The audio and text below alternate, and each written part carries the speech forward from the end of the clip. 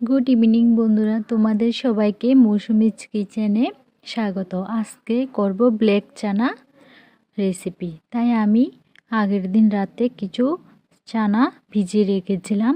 এখন গরম করার জন্য, সেদ্ধ করার জন্য একটু নুন দিয়ে সেদ্ধ দিয়ে দিয়েছি।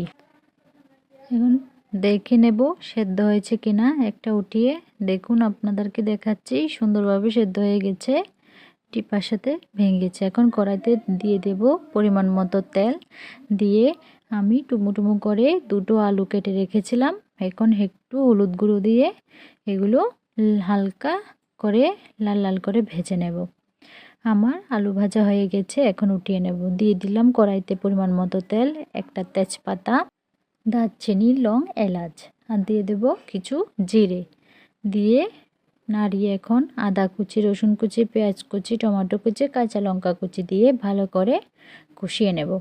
হালকা কষানো হয়ে গেছে, এখন দিয়ে দেব গুঁড়ো মশলা, হলুদ গুঁড়ো, জিরে গুঁড়ো, ধনে গুঁড়ো, কাশ্মীরি লঙ্কার গুঁড়ো, লবণ দিয়ে সবগুলোকে ভালোভাবে কষাতে হবে যতক্ষণ না তেলগুলো ছাড়ছে। দেখুন কষানো হয়ে গেছে, এখন দিয়ে দেব আমি ছোলাগুলো। ভালো করে এখন সবগুলো ছোলার সাথে মশলাগুলো মিশিয়ে নেব। ভালোভাবে কষানো হয়ে গেছে, এখন দিয়ে দেব ভেজে রাখা আলুগুলোকে সবগুলো ছানার সাথে মিশিয়ে কষিয়ে নিয়েছি। দেখুন কি সুন্দরভাবে কষানো হয়ে গেছে। এখন আমি গরম জল করে রেখেছিলাম, দিয়ে দিয়েছি পরিমাণ মতো গরম জল। দিয়ে আবার সবগুলো নাড়িয়ে টাড়িয়ে একটু ফুটিয়ে নেব।